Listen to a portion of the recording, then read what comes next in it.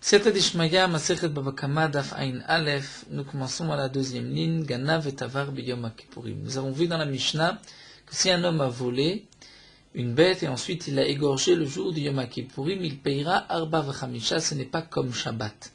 Étant donné que Shabbat, il y a un Chiyuv Mita par le Beddin, il est Chayav Skila, celui qui transgresse Shabbat. Donc lorsqu'un homme est Chayav Skila, il est condamné à mort par le Beddin et qu'en même temps, il y a aussi une obligation de payer, donc le Arba Vachamisha, 4 ou 5 fois, il sera condamné et il ne payera pas. C'est le principe de Kimne B'Derabamine, se suffit à la grande peine, et nous avons même indiqué que, même si c'était des Shogeg, il ne savait pas que c'était interdit Shabbat, malgré tout, nous avons un Tana de Bechizkia dans ma série de Ketubot qui nous dit que Chayve Mitot Shogigim, il y a aussi Kimne B'Derabamine, même si c'est vrai que Bepoal, effectivement, on ne va pas le tuer, mais puisque c'est une Avera pour laquelle il aurait pu être condamné à mort, Bemezid, il y a aussi Kimne B'Derabamine. Alors que Yom Kippourim, comme nous l'avons vu dans la Mishnah, il n'y a pas de Mitat Beddin, l'homme qui transgresse Yom Kippour sera puni par Karet. Et donc, Karet ne va pas acquitter du paiement de Arba V'Chamisha, il n'y a pas de Kimne B'Derabamine lorsque c'est une condamnation de Karet. Il y a, c'est vrai, un man de Hamar qui pense que même lorsqu'il y a Karet, il y a Kimne B'Derabamine, dans Masechet Ktubot, mais ici, le Tana pense qu'il n'y a pas de Kimne B'Derabamine. La Gemara poursuit, la Gemara pose une question, Amré, on a dit ainsi, on a posé, Amaï, pourquoi veut-il payer Neïdi Katala Leka? C'est vrai qu'il ne va pas être condamné à mort par le Beddin, mais malgré tout, Malkut Miaïka. Il va être puni par les 39 coups. Il recevra Malkut par le Beddin, et nous avons un principe, Kaimala de Noloki ou Meshalem, que lorsqu'un homme doit recevoir des coups et payer, il ne va pas et recevoir des coups et payer, donc il recevra les coups, mais il ne payera pas. Si c'est ainsi, on devrait dire que Ganav et Tavar B'Yom Kippurim, il doit être aussi patour de payer. Alors l'Agma répond, Amré, on répond aussi, Hamane Rabbi Meir, qui est l'auteur de la Mishnah, c'est Rabbi Meir. De Amar qui a dit Lokeu Meshalem. Nous avons Rabbi Meir dans Masechet Makot, qui pense que un homme qui a transgressé une avéra pour laquelle il doit recevoir des coups, et aussi il doit payer, d'après Rabbi Meir, il recevra des coups et il paiera. Rashi nous rapporte le cas, d'après Rabbi Meir, deux témoins qui viennent dire, nous témoignons qu'un tel doit payer à son prochain 212. Il s'avère que ces témoins sont des Edim Zomimim.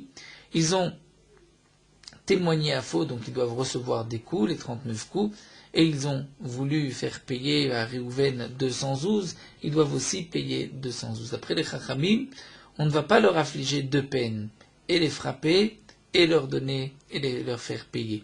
Mais d'après Rabbi Meir, ils vont payer et ils vont être frappés, étant donné que ce sont deux chiyuvim. C'est vrai qu'ils viennent par la même parole, mais ce sont deux chiyuvim différents. Donc, conclut la Gemara ici, on peut expliquer que notre Mishnah, c'est Rabbi Meir qui a dit Lokeu Meshalem, et donc, Yom Kippourim, c'est vrai qu'il recevra Malkut, mais il payera quand même. Alors la Gemara continue, Rabbi Meir, si tu dis que l'auteur de notre Mishnah, c'est Rabbi Meir, alors Afilu Tavar Beshabbat, même Tavar Beshabbat, c'est-à-dire même si un homme a égorgé Shabbat et qu'il y a Kimne B'Derabamine, puisqu'il va être condamné à mort, d'après Rabbi Meir, il devra payer, puisqu'on voit que d'après Rabbi Meir, lorsqu'il y a Malkut et Tashlumim, il payera. Donc lorsqu'il y a Emita et Tashlumim, il devrait théoriquement payer aussi.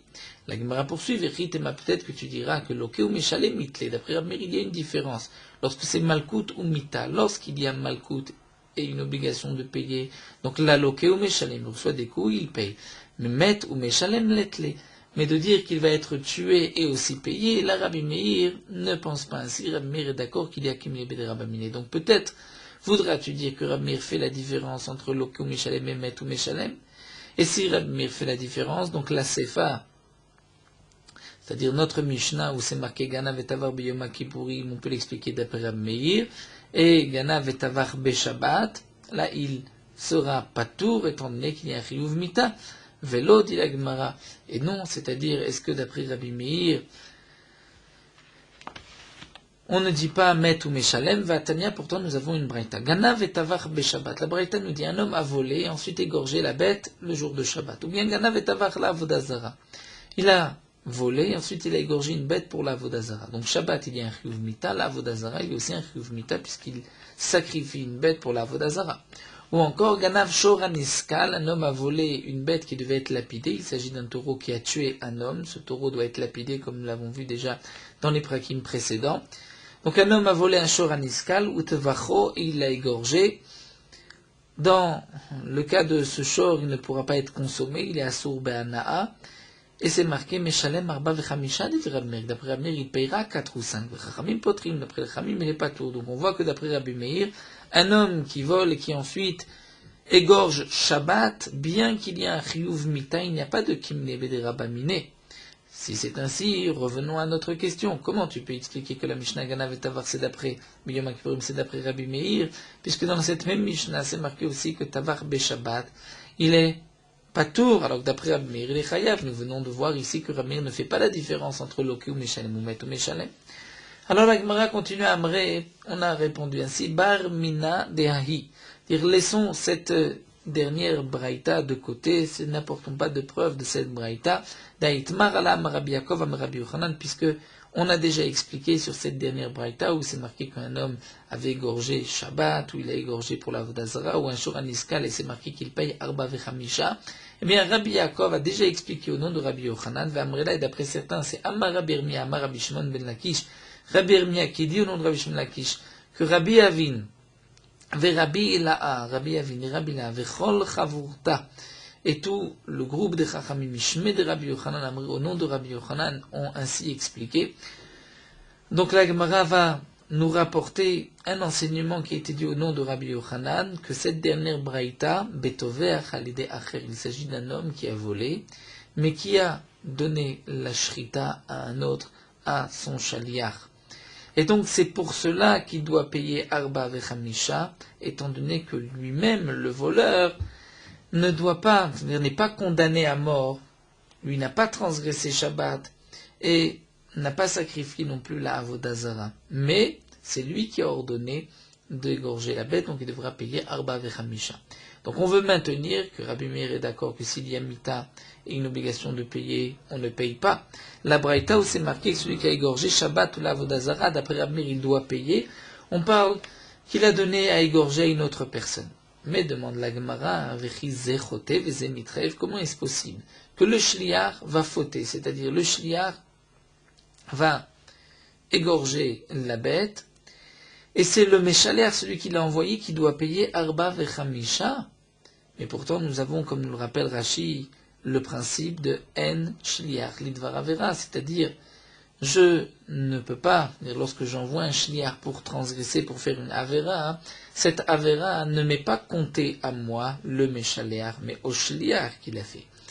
Donc, puisque En Shliar Lidvar Avera, lorsque j'envoie, donc le voleur envoie un shliar égorger la bête, il ne devrait pas être hayav de Arba Vechamisha. Donc comment Rabbi Yochanan peut expliquer cette dernière braïta qu'il s'agit d'une shrita l'idée acher? Et la Gemara va expliquer à Marava, Rava répond, Shaneacha, ici dans le cas de Tficha ou Mechira, c'est différent. Bien que généralement dans toute la Torah, En shliar lidvar avera, ici nous avons une exception. Pourquoi? D'Amarcha, puisque la Torah a dit, Utevacho mecharo. La Torah a dit qu'un homme qui a volé un taureau ou un agneau l'a égorgé ou l'a vendu. On va comparer la Tvicha et la Mechira. Ma Mechira, l'idée acher, n'est-ce pas que la Mechira est obligée de se faire par l'intermédiaire d'une autre personne, puisque il nous faut un homme qui vend et un autre qui achète. Donc de même, puisque la Torah marque Utvacho Mecharo en même temps, c'est pour nous apprendre Af Tvicha l'idée acher, que même si la Tvicha se fait par l'intermédiaire d'une autre personne, le Meshaléach, le voleur qui a envoyé son ami égorger la bête, est aussi chayav donc de payer Arba Vechamisha. Ou encore, Debe Rabbi Ishmael, le Betamidrash de Rabbi Ishmael nous apporte un autre pasuk, Tana o le rabot et ashliach, c'est marqué dans le pasuk, Utvacho o mecharo. Donc le o vient inclure même le shliach, ou Debe Chizkia Tana tachat le rabot et ashliach, puisque c'est marqué, il payera Chamisha Bakar, Neshalem tachat ashor, Varbatzan tachat asel, le tachat vient nous dire, même lorsque c'est fait par un shliach. Donc, nous reprenons le fil de la Gemara. Nous avons vu Ganav et Tavar Biyom Kippurim qui doit payer Arba Vechamisha, étant donné qu'il n'y a pas de Chiyuv Mita. Demande la Gemara, malgré tout, il y a un Chiyuv Malkut. Et lorsqu'il y a Malkut et Tashlum, il ne devrait pas payer. La Gemara répond, d'après Rabbi Meir, il doit payer, puisque d'après Rabbi Meir, loqué ou meshalem. La Gemara reprend, comment peux-tu expliquer notre Mishnah d'après Rabbi Meir, puisque c'est marqué Tavar, Beshabbat, qu'il n'est pas tour, d'après Rabbi Meir, il devrait être Hayav. La Gemara poursuit, peut-être voudras-tu faire une différence d'après Rabbi Meir entre loqué ou meshalem, où la Rabbi Meir pense qu'il recevra des coups, il payera. Mais Met ou meshalem, Rabbi Meir est d'accord qu'on ne va pas le condamner à mort et lui imposer un tashlum. La Gemara a voulu dire, mais ce n'est pas possible, puisque nous avons une braïta où Rabbi Meir nous dit qu'un homme qui a égorgé Shabbat, qui a volé, qui a égorgé Shabbat, doit payer. Donc on voit que Rabbi Meir, même dans le cas de Mita et Mammon, exige de payer. Et la Gemara a répondu que non, que cette dernière braïta de Rabbi Meir, on parle dans le cas où ce n'est pas le voleur qui a égorgé, mais il a donné la bête à égorger. Donc lui n'a pas transgressé Shabbat, mais il payera Arba Vechamisha, puisque nous avons appris d'un passouk que la tvira peut se faire même par une autre personne. Et donc comme nous l'avons vu dans le passouk, la mechira peut se faire par l'intermédiaire d'une autre personne. Malgré tout, la Gemara continue, matkifla marzoutra.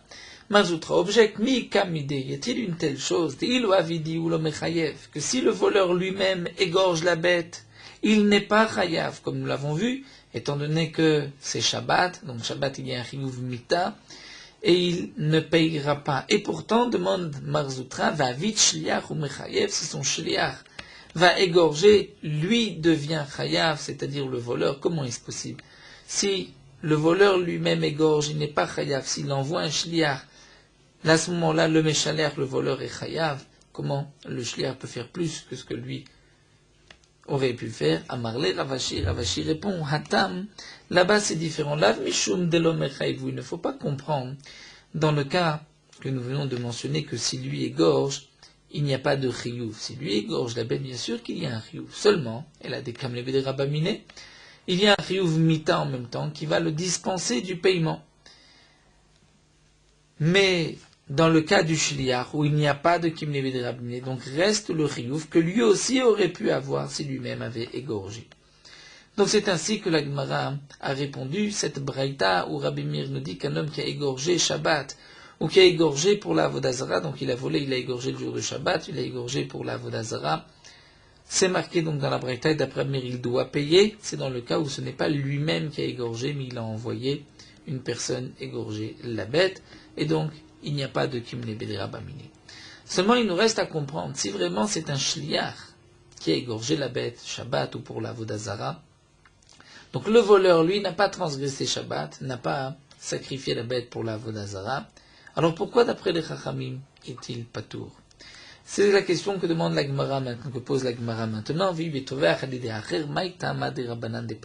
la Gemara, si on parle que c'est une autre personne qui a fait la shrita, alors quelle est la raison des Chachamim? Amré, la Gemara répond, Man Chachamim Rabbi Shimon. Qui est l'auteur? Qui sont ces Chachamim? C'est Rabbi Shimon d'Ama, comme nous avons vu plus haut, Rabbi Shimon pense que Shrita Shenoruya Loshme Shrita, comme nous l'avons vu dans la Mishnah, d'après Rabbi Shimon, si un homme a égorgé la bête et il s'avère que la bête est tréfa ou Chulin Ba'azara, d'après Rabbi Shimon, il est pas tout, puisque ce n'est pas une Shrita qui permettra de consommer la bête, puisque de toute manière la bête est tréfa. Et donc, répond la Gemara, les Chachamim ici pensent comme Rabbi Shimon, qui pense que Shrita Shenarouya, c'est-à-dire lorsqu'il y a une Shrita qu'on ne peut pas manger, l'Oshma Shrita n'est pas appelée une Shrita, donc on ne peut pas considérer que le voleur a égorgé la bête. Même s'il a envoyé une personne l'égorger, et qu'il n'y a pas de Chiyuv Mita, malgré tout, ça ne s'appelle pas une Shrita, puisqu'on ne peut pas manger la bête. Et la Gemara s'explique.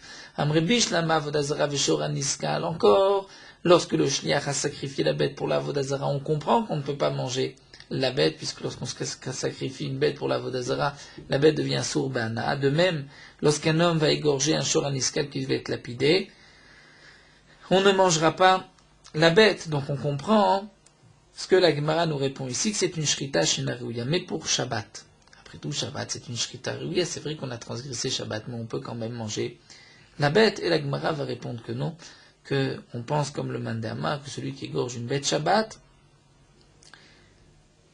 la bête est interdite, donc c'est une shrita shenarouya. Donc reprenons dans les mots. Maïtama de Rabbanan de Patrei, Betover Halidaches, on parle par une autre personne. Pourquoi d'après les Chachamim est-il patour? Amreman Chachamim Rabbi Shimon, qui est l'auteur de cette braïta? Qui sont les Chachamim? C'est Rabbi Shimon d'Amar Shrita shenarouya loshme shrita, qui a dit qu'une shrita qui ne pourra pas nous permettre de manger la bête n'est pas une shrita. Amré et la Gemara, on continue, on a des biches, le Mavodazara Veshoran Iskal encore, lorsqu'on a sacrifié pour la Vodazara, ou le taureau qui devait être lapidé. On comprend que shrita shenarouya, puisqu'on ne peut pas manger la bête, et le Shoran Iskal non plus, on ne pourra pas le consommer. Donc c'est shrita shenarouya, c'est pour cela que ça ne s'appelle pas avoir égorgé la bête, on ne payera pas arba vechamisham. Elle là, mais demande la Gemara, Shabbat, shrita rouyaï, Shabbat. Même si on a transgressé Shabbat, mais on peut manger la viande, on peut manger la bête, d'Itnan, comme c'est marqué à Shochet, Shabbat, au Yom Kippurim, un homme qui égorge une bête Shabbat, Yom Kippour, Afalpi Shemitrev, Ben Nafsho, Shritato Kshira, même s'il a transgressé Shabbat, il est Chayav Mita. Mais sa Shrita est valable. Alors la Gemara répond, Amre Savala qui Rabbi Yochanan Assandelar. On pense, Verset Chachamim, Rabbi Shimon ici, pense comme Rabbi Yochanan Assandelar, d'Itnan, nous allons voir que d'après Rabbi Yochanan Assandelar, un homme qui a transgressé Shabbat et qui a égorgé la bête ne peut pas la consommer. D'Itnan. Comme c'est marqué dans une Mishnah, Mevachel Beshabbat, un homme qui a transgressé Shabbat et qui a fait cuire un plat, il a fait cuire de la nourriture. Quel est le din Beshogeg Yochal? Si ce bichoul était Beshogeg, il ne savait pas que c'était interdit de faire cuire Shabbat, alors Yochal, il pourra manger, et Rashi explique lui-même, il pourra manger le plat et même Shabbat. Bemezid lo yochal, s'il était volontaire, il ne pourra pas manger ce jour-là, le Shabbat, et Rashi précise, ni lui, ni un autre. Divrei Rabbi Meir sont les paroles de Rabbi Meir. Rabbi Yehuda, mais bien sûr, Motzei Shabbat, ils pourront manger. Rabbi Yehuda Omer, Rabbi Yehuda nous dit, Beshogeg yochal bemotzei Shabbat. Beshogeg, il pourra manger, lui, bemotzei Shabbat, mais c'est vrai que le jour de Shabbat, personne ne pourra manger, c'est-à-dire ni lui, celui qui a cuisiné, ni d'autres pourront manger le jour de Shabbat, ce qui a été fait, mais après Shabbat on pourra manger. Bémézid, si cet homme a cuisiné volontairement, lo yochal olamit, il ne mangera pas, lui, à jamais, mais c'est vrai que d'autres pourront manger à partir de Motzei Shabbat. Donc d'après Rabbi Yehuda, ce qui a été cuisiné, donc ce qui a été fait par une transgression de Shabbat, il y a toujours une possibilité de le consommer après Shabbat, peut-être pas lui, mais pour d'autres. Alors que Rabbi Yochanan Assandelar Omer, Beshogeg yochal motzai Shabbat lacherim velolo, un homme qui a cuisiné sans faire exprès, il a fait cuire un plat, Bemotzai Shabbat pourront manger de ce plat acherim d'autres velolo, lui ne pourra pas manger, lui ne peut pas manger. Donc Shabbat, personne ne peut manger. Motzei Shabbat, lui ne pourra pas manger, mais d'autres pourront manger. Alors que Bemezid, s'il a transgressé volontairement, Lo yochal olamit, Lo velo lachirim, donc ce plat ne pourra pas être mangé olamit à jamais, ni lui, ni d'autres. Donc on voit que d'après Rabbi Yochanan Assandelar, celui qui transgresse Shabbat et qui cuisine, ou celui qui égorge une bête Shabbat, cette bête ne pourra pas être mangée si c'était volontaire, ni pour lui, ni l'acherim, à jamais. Et donc, on a répondu que nos chachamim, c'est donc Rabbi Shimon qui pense que c'est une shrita shenarouya, puisque la bête ne pourra pas être consommée. Nous avons mentionné Rabbi Yochanan Assandelar, nous allons l'expliquer. Maïtama de Rabbi Yochanan Assandelar. Quelle est la raison de Rabbi Yochanan Assandelar? Et l'Agma répond qu'il darish Rabbi Chia. Comme Rabbi Chia avait été Doresh, avait expliqué à Petra de Bénissé à la porte de la maison du Nassi. C'est marqué Ushmartem et Shabbat qui Kodesh Hilachem. Vous allez respecter, garder Shabbat, parce que Shabbat Kodesh, et Kodesh il est Lachem pour vous. Donc on voit que Shabbat est comparé à ce qui est Kodesh. Ma Kodesh, Asur Bachila, de la même manière que Kodesh, donc tout ce qui est Korban, partir au Beth Amikdash, n'avons pas le droit de le consommer. Af Maaseh Shabbat Asurim Bachila. Même Maaseh Shabbat, Asurim Bachila, nous avons l'interdiction de consommer ce qui a été fait pendant Shabbat. Ima Kodesh Asur Be'ana. Alors, la montagne, la Gemara continue. C'est dans le drachat de Rabbi Chia. Si on compare Shabbat à ce qui est Kodesh Korban, donc la même que Kodesh, il y a l'interdiction d'en profiter à Surbana, alors Afma, c'est Shabbat à Surbana, Talmud Lomar Lachem.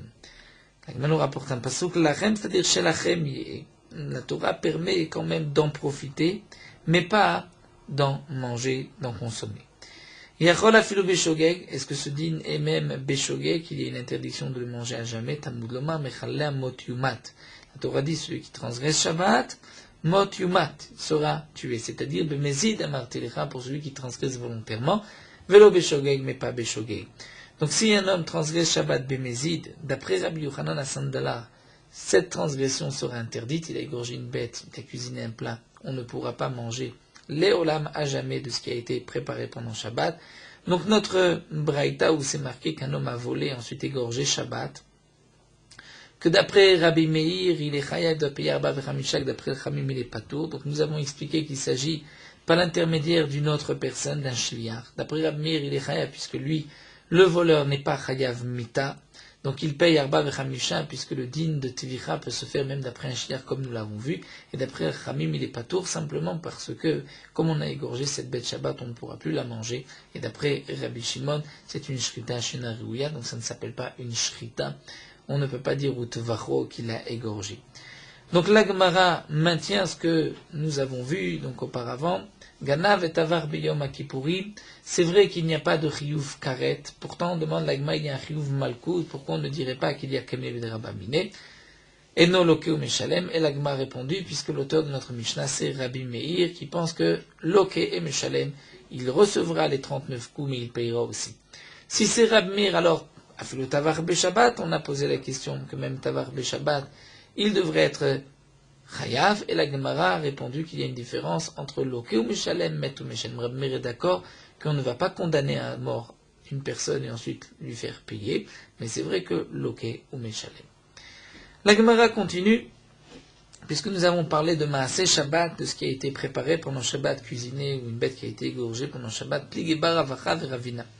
Nous avons une machloquette entre Ravacha et Ravina. Chadamar lundi Maaseh Shabbat de Oraïta. Ce qui a été préparé pendant Shabbat, c'est Minatora que c'est interdit d'en consommer. Chadamar Maaseh Shabbat de Rabbanan. L'autre dit non, cette interdiction n'est que Midi Rabbanan. Minatora, on peut le manger, mais Midi Rabbanan, c'est assourd. Man de Amar de Oraïta que de Ameran. Celui qui a dit que c'est interdit de le consommer, Minatora, c'est comme nous l'avons vu ici, puisqu'on compare Shabbat à Kodesh, un korban qui est assourd be'achila.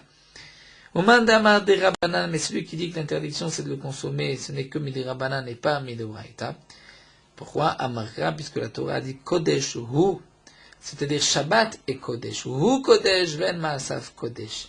Ce n'est que Minatora, le Korban qui est Kodesh, et Shabbat aussi qui est Kodesh, mais Maaseh, ce qui a été préparé pendant Shabbat, ce n'est pas Kodesh. Et donc, d'après ce mandéama, la Torah n'interdit pas de consommer ce qui a été préparé pendant Shabbat, ce n'est qu'une interdiction Midi Rabbanan, un kras, une amende. La Gemara donc continue, Bishlama le mandéama deoraita, Amtulachi patri Rabbanan, si on dit que Maaseh Shabbat c'est Minatora, donc on comprendra les Chachamim, comme nous l'avons expliqué dans la Braïta, où les Chachamim disent qu'il est patour, puisque c'est une shrita shena reuya, on ne peut pas manger Minatora. Et d'après Rabbi Shimon, une shrita shinaruya ne s'appelle pas une shrita, donc ça ne s'appelle pas utvacho. Mais d'après le mandéama de Rabbanan, namai patri Rabbanan, mais d'après ceux qui pensent que toute l'interdiction de manger la bête qui a été égorgée pendant Shabbat, ce n'est qu'une interdiction d'ordre rabbinique, c'est-à-dire un knas de Chachamim. Alors pourquoi amai patri Rabbanan? Pourquoi les Chachamim de la Braïta vont nous dire que cet homme-là est patour, celui qui a égorgé Shabbat, puisque après tout, Minatora, on peut manger la viande de cette bête. Donc Minatora, ça s'appelle Utvacho. C'est vrai que c'est Shabbat, mais puisque ça a été fait par un shliach, comme nous l'avons expliqué, donc le voleur devrait payer. Et l'Agma répond à She'ara. Ce que les Chachamim m'ont dit patour dans la Braïta, c'est sur les deux autres, sur Avodazara et Shor Niskal. Mais sur Shabbat, c'est vrai que les Chachamim vont dire qu'il est chayav aussi. L'Agma continue vers Rabbi Meir, Amay Mechayev Shochet la Avodazara. Une autre question sur Rabbi Meir pour Shochet la Avodazara. D'après Rabbi Meir, un homme qui a égorgé la bête la Avodazara, il l'a sacrifié pour la Avodazara. C'est marqué d'après Rabbi Meir, il est chayav. Demande l'Agma pourquoi. Kevan de Shachat Bapurta Asra. Lorsque il a égorgé un petit peu la bête pour la Avodazara, c'est-à-dire dès qu'il a commencé la shrita, la bête est déjà interdite. Et Rashi nous rappelle que nous avons un principe que nous allons voir là tout de suite. Est-ce que yeshna le shrita mitrila ve'atsof ou en le shrita ela le besof? Est-ce que la shrita, nous savons que c'est couper les deux simanim, trachée artère et l'œsophage de la bête, ou bien le rov, la majorité des deux simanim.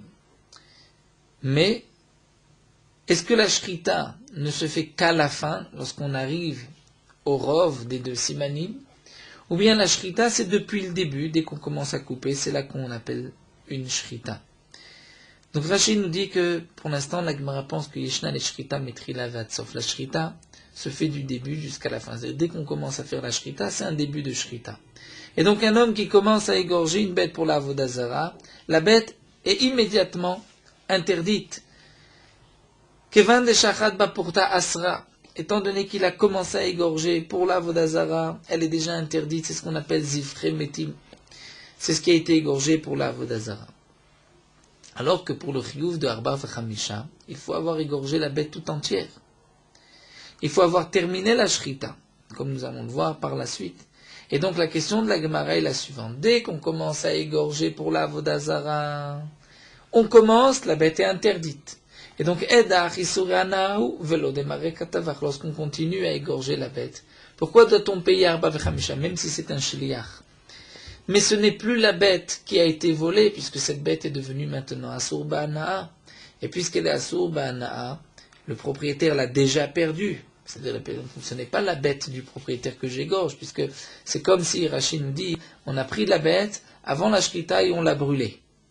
Donc il est évident que le voleur ne pourra payer que le kefel et pas plus. Donc la question de la Gmas est la suivante, d'après Rabbi Meir qui nous dit que Shochet, la Avodah Zara, si c'est par l'intermédiaire d'un shliach, il doit payer parce qu'il n'y a pas de Kemne B'Dera Bamine. Donc par rapport au din de Kemne B'Dera Bamine, on comprend, mais par rapport à cet autre din, c'est-à-dire que dès qu'il a commencé à égorger, la bête est interdite, donc lorsqu'il continue, ce n'est plus la bête du propriétaire, et la Soura Ba'ana, comment se fait-il que le Ganav doit payer Arba v'chamisha? Amar Rava répond, dans les mots, jusqu'Evan de Shachat Bapurta, dès qu'il a égorgé un petit peu, Asra il interdit, Edar le reste, Isura Naou devient Asur, l'interdiction d'en profiter, Velo démarrer Katavach. Et donc ce n'est plus la bête du propriétaire, de celui qui a été volé, que cet homme-là égorge. Amar Rava répond, Beomer Begmar Zvicha ou Ovda. On parle dans un cas particulier, où celui qui égorge la bête pour la Avodah Zara dit, je veux donc sacrifier cette bête pour la Avodah Zara, mais la Avodah, c'est-à-dire je sers la Avodah Zara seulement à la fin de la Shrita. Et donc, quand est-ce que cette bête deviendra interdite? Seulement à la fin de la Shrita. Bien sûr, c'est un cas théorique. Pourquoi cet homme qui sacrifie une bête pour la Avodah Zara va dire, je ne la sacrifie, c'est-à-dire elle n'est pour la Avodah Zara que à la fin de la Shrita. Donc c'est dans un cas théorique, si il a dit ainsi. Donc le début de la Shrita ne rend pas encore assour la bête Peana, puisqu'il ne sert pas encore la Avodah Zara. Il ne fait ce sacrifice, la Avodah Zara, que lorsqu'il termine la Shrita, et donc au même moment, il y a là une Tevicha, et c'est pour cela qu'il doit payer. Ça c'est la réponse que nous donne ici Rava. Alors la Gemara continue, Shora Niskal Isoreana Aninu, la démarré Katavar. De même, on pourra poser la question, lorsque un homme a volé un Shora Niskal, c'est-à-dire un taureau qui a tué un homme, ce taureau doit être lapidé. Même s'il l'égorge, on ne pourra pas manger la bête, elle devient Surabana. Donc demande la Gemara Shora Niskal Isorana Aninu, la démarré Katavar. Le Shora Niskal est déjà, avant même de l'avoir égorgé, Asurbana. Donc lorsqu'on égorge, ça n'appartient plus au propriétaire, puisque c'est Asurbana. Le propriétaire ne peut pas vendre, ne peut pas utiliser cette bête. Amar Rava répond Achab Maskinan Kegon Shemesaro les Shomer.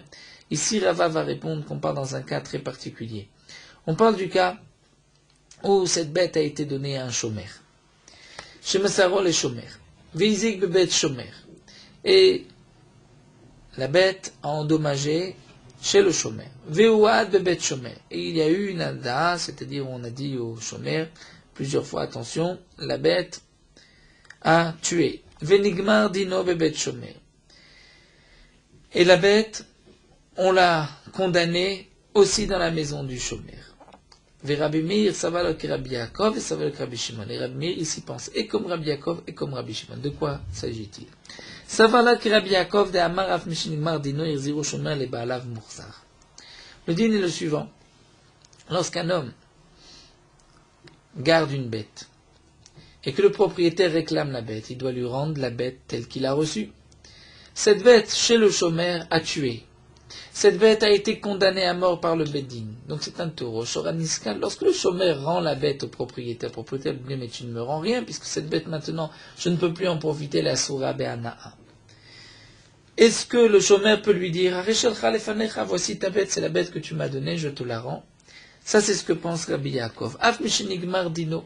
Même si on a condamné la bête à être lapidée, irziru shomer le baalim murzar, si le propriétaire, le chômeur rend la bête au propriétaire, la bête est rendue. Donc le chômeur n'est pas obligé de rembourser une bête, une nouvelle bête qui n'est pas asura bana. Donc nous avons ici une bête qui est asura bana. Si le chômeur rend cette bête-là au propriétaire, le chômeur n'a pas besoin de payer plus. Maintenant, quel est le din si le voleur a volé cette bête chez le chômeur et va ensuite l'égorger? D'une certaine manière, c'est vrai que la bête est asura bana, on ne peut pas en profiter. Mais si cette bête était restée dans les mains du chômeur, le chômeur aurait pu être dispensé de payer une nouvelle bête, puisqu'il va lui rendre la bête, il va dire Areshel Khalefanecha. Donc le fait de lui avoir volé la bête au chômeur et de l'égorger, c'est faire perdre au chômeur le prix de la bête, puisque le chômeur va devoir maintenant rembourser une bête. Mais ça va là que Rabbi Shimon. Donc on va dire que Ramir pense aussi comme Rabbi Shimon d'Amar, d'avar agorem les mamon, que mamon damé. Ce qui me permet d'arriver à de l'argent, c'est comme de l'argent. Puisque le chômeur aurait pu, avec cette bête, tant qu'elle est vivante, la rendre à son propriétaire et ainsi s'acquitter, et que maintenant, lorsque j'égorge la bête, le chômeur ne peut plus, il est obligé de payer une bête. Donc j'ai fait perdre au chômeur cet argent-là. Comme c'est marqué Rabbi Shimon Omer, Kodashim Shechayav Bacharutan Chayav. Rabbi Shimon nous dit, si un homme a volé un korban, c'est-à-dire un homme a pris sur lui un korban, a dit, voici, je prends sur moi d'apporter un korban Ola, et il a prélevé cette bête. Et qu'un voleur vient voler cette bête. A-t-il volé une bête, l'Éréou à son prochain, ou il a volé une bête au Beth Amikdash, puisque c'est un korban? Eh bien, Rabbi Shimon nous dit, Chayav, il payera le kefel.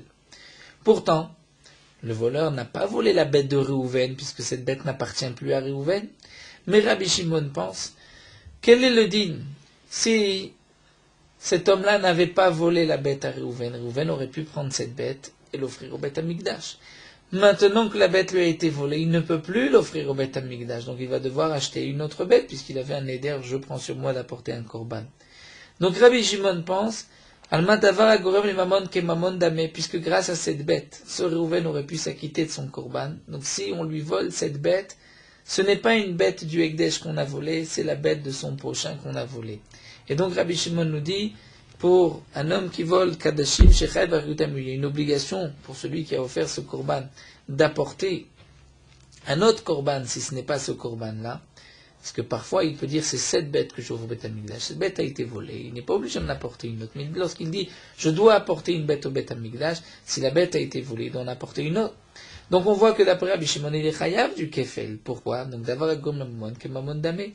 Et donc on dira la même chose pour le shor aniskal. Donc reprenons la réponse de la Gemara. Un homme a volé un shor aniskal. Il a égorgé le shor aniskal.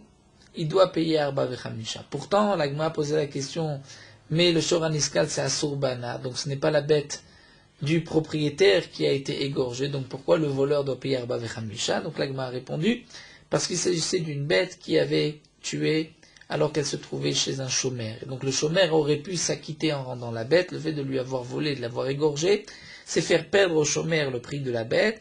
Et donc pour le chômeur, c'est d'avoir agomon, c'est kemamon, c'est comme de l'argent, donc c'est comme si j'ai volé l'argent du chômeur. C'est pour cela que même si c'est shor aniskal, je dois payer. Dans le cas de tvira ou mechira, de tvira, on doit payer arba vechamisha.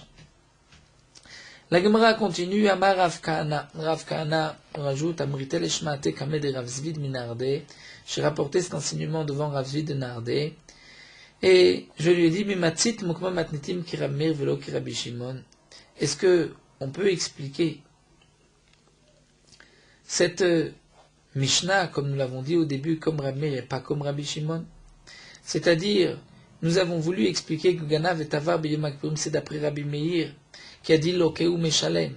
Donc si c'est d'après Rabbi Meir, ce n'est pas d'après Rabbi Shimon. Pourtant, on va kataner Sefa.